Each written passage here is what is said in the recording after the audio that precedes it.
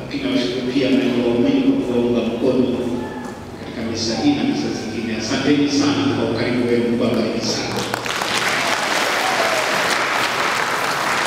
Nirudie tena, sisi tunahitaji tegemeza jimbo hii kwa ajili ya mambo ya kichungaji, kwa ajili ya uchungaji kuu, na mpaka sasa tunahangaika kwa ajili ya kuhakikisha tunawaandaa wachungaji wa kesho wa seminari wetu wakuu ambao wanasoma seminari mbalimbali nchini Tanzania, na bajeti yao si pungufu ya milioni 150, na nadhani mwaka huu utapata kwa sababu tutakuwa na waseminari karibu 60 waseminari wakubwa, na sisi kwetu ni baraka kwa sababu tunawahitaji waseminari hawa. Hata mikakati yetu ya miaka 5 ya kuanzisha baadhi ya mgambo hiyo inarukia itategemea sana na waseminari wangapi kwa seminari kuu.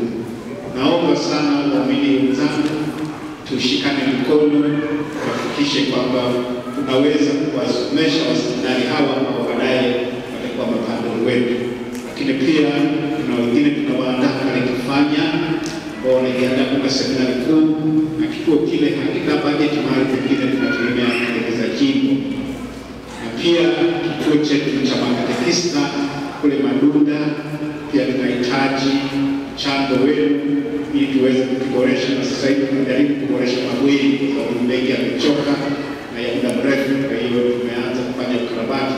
Kwa hiyo chochote kinachopatikana mnachochangia kwa ukarimu wetu kwa ya kanisa kitatusaidia katika haya maeneo haya ambayo kwa sehemu kubwa maeneo hayo matatu niliyoyataja.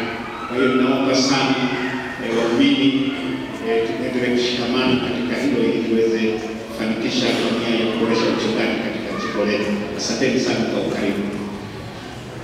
Nipende kuwashukuru ndugu zangu kutoka Afrika. Kamwene mwembi. Amen. Mwagane. Tuweno fuera maui.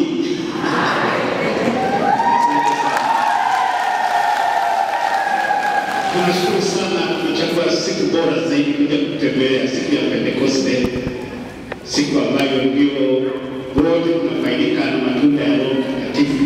Na kazi ya Roho Mtakatifu usijifikie ndani, toka nenda mahali pengine pia. Na nyinyi mmetoka Mafinga mpaka kufika Njombe kwa ndugu zenu majirani kuja hapa kuinjilisha.